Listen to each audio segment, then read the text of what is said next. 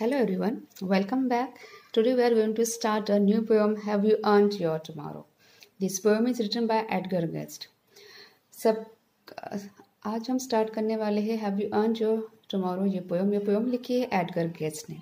And this Edgar Guest, this poet was famous as people's poet. I mean, Edgar Guest is also known as people's poet. Edgar Guest को people's poet भी कहा जाता है because most of his poems were based or are based on the lives of the common people just like us or just like the middle class people. So that's why he was called people's poet.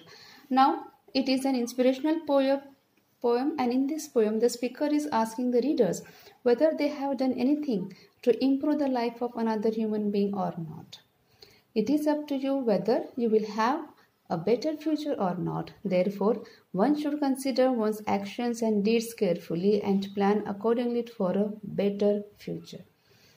Now, this poem is just an inspirational poem to all of us because most of the time we think about only ourselves. We don't think about others, and most of the time the action or the work we do we do it only for us, and we do not consider the others. So that's why the poet is just trying to convey a message through this poem that one should, or just like the individuals like us, we should do such kind of work that the others should get happiness, others should get some kind of inspiration from you, and others should speak some soothing words about you whenever you are not in front of them. This kind of action, this kind of work one needs to do to become a great person, to become a good human being. And of course, what you do today, आप जो भी आज कर रहे हो उसका output होता है tomorrow.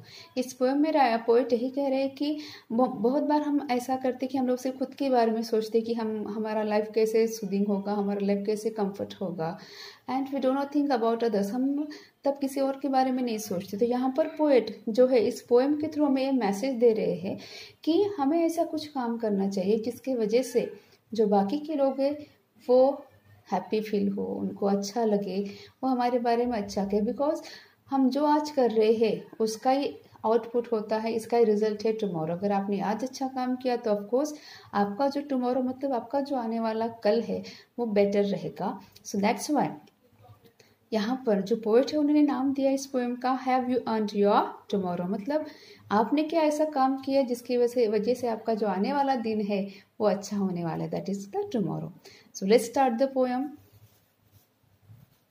Is anybody happier because you passed his way?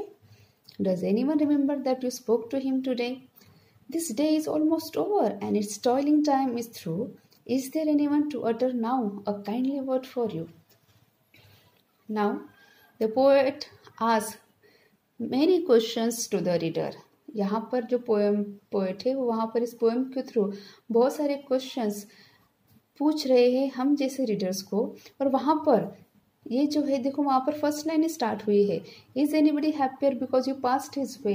मतलब if someone means is anybody happier because you passed his way, it means that if someone is passing by you and or if you are passing by somebody else at that time, is anybody happy to see you? मतलब अगर आप कहीं से जा रहे हो या फिर यहाँ पर जो सेंटेंस दिया है is anybody happier because you passed his way, मतलब अगर आप किसी के कोई अगर जा रहा है, अगर आप वहाँ से जा रहे हो तो क्या आपको देखकर वो इंसान खुश है? Does anyone remember that you spoke to him today? क्या means the poet asks us again question that is anybody feeling happy or is anybody remembering you that you spoke with that person very smoothly, very happily or very comfortably. यहाँ पर poet हमें पूछ रहा है कि क्या आज एक ऐसा कोई इंसान है या फिर कोई है वहाँ पर ऐसा जो आपको याद कर रहा है कि हाँ आज आपने उससे बात की है. Just look at these two lines. At the end of the sentence there is question mark, means it is a figure of speech interrogation. Interrogation means ऐसा figure of speech है जहाँ पर sentence की शुरुआत WH type question से या फिर helping verb से होती है, and at the end of the sentence there is question mark. This figure of speech is called interrogation. This day is almost over and stalling time is through. Is there anyone to utter now a kindly word of you? Now the poet says this day is almost over, मतलब ये दिन तो भी गुजर ही रहा है, गुजर ही गया है। And toiling time is through, toiling time मतलब जब हम बहुत ही हार्ड वर्क करते हैं फिजिकली, उसको कहा जाता है toiling time. Now the poet says, of course आपने जो हार्ड वर्क किया है वो हार्ड वर्क अभी हो गया है, दिन भी अभी गुजर रहा है। Is there anyone to utter now a kindly word of you, मतलब ऐसा कोई है कि जो इंसान, एक कोई इंसान आपके लिए क्या कर रहा है, अटर का मतलब है सम टू स्पीक, कि आपके बारे में कोई बहुत ही काइंडली, बहुत ही अच्छे वर्ड्स यूज कर रहा है। Now in the first stanza the poet is asking questions and questions to the reader, and he just wants to convey कि you should be kind hearted, you should be soft spoken, you should sometimes think about the others, so that's why if you do something good to others, अगर आप दूसरों के लिए कुछ अच्छा करते तो of course वो जो इंसान है वो of course आपका नाम लेगा, आपके बारे में सोचेगा या फिर आपको याद करेगा। This thought just the poet wants to convey through this stanza. Let's move another. Did you give a cheerful greeting to the friend who come along, or a churlish sort of howdy and then vanish in the throng? Were you selfish, pure and simple as you rushed along the way, or is someone mighty grateful for a deed you did today? Now poet again asking question. Did you give a cheerful greeting to the friend who came along? It means कि अगर आपका दोस्त, if your friend just came and you just having cheerful greeting with him और हर, यहाँ पर poet हमें पूछ रहे हैं कि अगर आपको कोई दोस्त आपसे मिलने के लिए आता है तो क्या आप उससे हंसकर बातें करते हो, आप उसको हंसकर आप उसका स्वागत करते हो, you just welcome with him, having a big smile on your face, having a soothing feelings at your heart, और a churlish sort of howdy. The meaning of churlish means rude manner and howdy means how do you do, and then vanish in the throng, यहाँ पर throng का मतलब है crowd. अब poet हमें यहाँ पर कह रहे हैं, आई एम रिपीटिंग दिस स्टांजा, कि अगर कोई आपका दोस्त मिलने के लिए आता है तो क्या आप उससे हंसकर बातें करते हो, कि आपको भी उतनी खुशी होती है अगर आपका कोई दोस्त मिलने के लिए आता है। और चर्लिश सॉर्ट ऑफ हाउ डू, या फिर आप बहुत ही रूडली, हाँ हाउ डू डू, आप कैसे हो, ऐसा कहकर आप कहाँ वैनिश हो जाते हो, थ्रॉन्ग मतलब वैसे ही लोगों की भीड़ में आप बस गायब हो जाते हो। Were you selfish, pure and simple as you rushed along the way, मतलब आप इतने सेल्फिश हो जाते हो, that means simple as you rushed along the way, कि आप अपने रास्ते से बस चले जाते हो, means you don't feel anything about your friend. मतलब अगर आप कहीं से जा रहे हो या फिर कोई आपका दोस्त है आपसे कहीं मिल रहा है तो आपको सच में जितनी खुशी होती है उससे मिलकर, या फिर आप ऐसे ही रूडली एकदम से फॉर्मली अपने फ्रेंड को कहते हो कि हाँ ठीक है, हाउ डू आप कैसे हो, और वहाँ से आप जैसे लोगों की भीड़ होती है, लोगों की भीड़ में गुम हो जाते हो, और शायद से क्या ये सेल्फिश मैनर है आपका, कि आप इतने सेल्फिश हो कि आप अपने दोस्त के साथ शायद से एक चेयरफुल रीडिंग अगर ना करते हो, अगर बहुत ही मतलब हंसमुख तरीके से ना मिलते हो, तो क्या आप सेल्फिश हो, और and simple as you rushed along the way, और आप इतने सीधे साधे बनने की कोशिश करो कि आप अपने रास्ते जा रहे हो। और is someone mighty grateful for a deed you did today, या फिर वहां पर कोई ऐसा एक इंसान है, आपने जो यहाँ पर कुछ काम किया है, जिस काम की वजह से एक कोई इंसान आपसे बहुत शुक्रिया अदा करना चाहते हैं, क्या ऐसा हुआ है आज? I am repeating the sentence.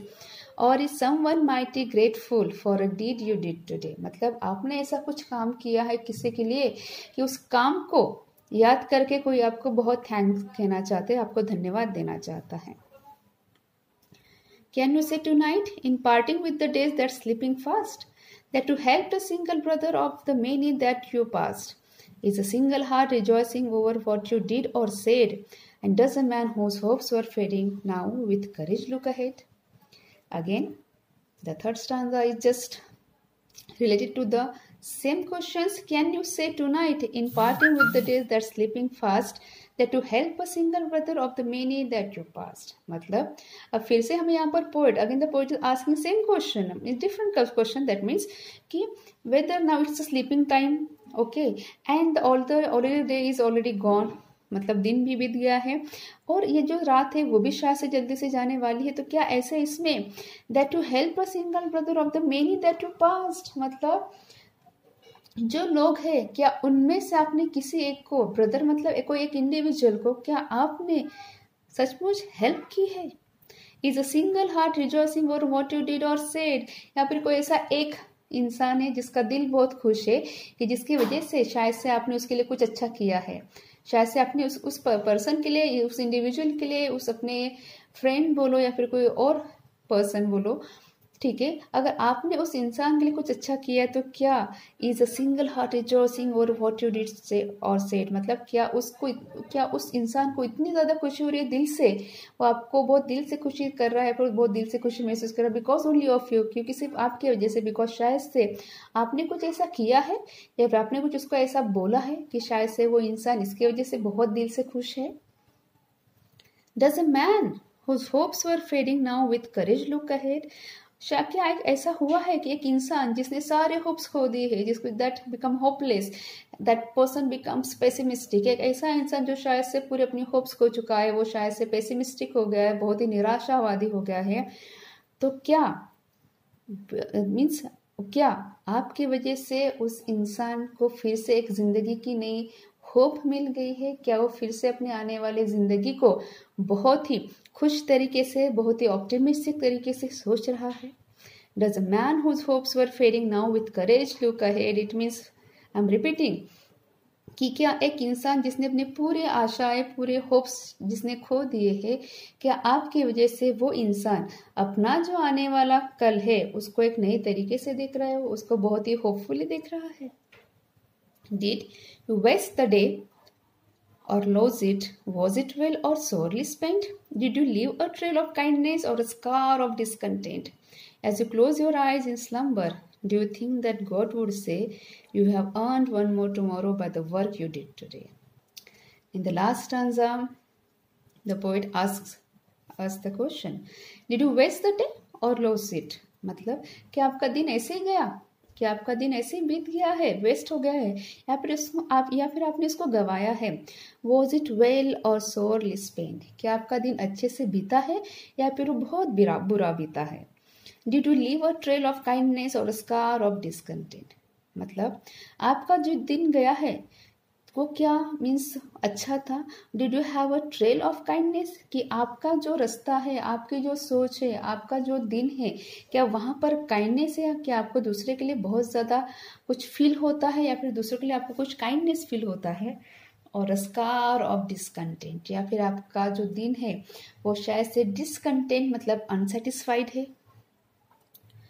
As you close your eyes in slumber, do you think that God would say? And last two lines the poet just saying to us, just telling us, the reader, that when you are in a sleepy mood, slumber in the sense when we are in a sleepy mood, at that time what do you think? कि आपको God आकर ये कह रहा है that you have earned one more tomorrow by the work you did today, कि आपने कुछ ऐसा काम किया है जिसकी वजह से आपको फिर से एक कल मिल रहा है, आपको वही काम, अच्छा काम करने के लिए.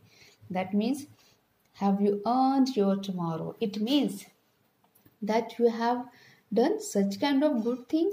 Have you given some person some soothing words, some encouraging words, or have you done something good to others, or have you spoken others very happily, very smoothly, or when you met your friend among the people at that time, you just greet your friend very cheerfully, or you just ask him, or just you ask him same formal question, how do you, and just you rushed your way.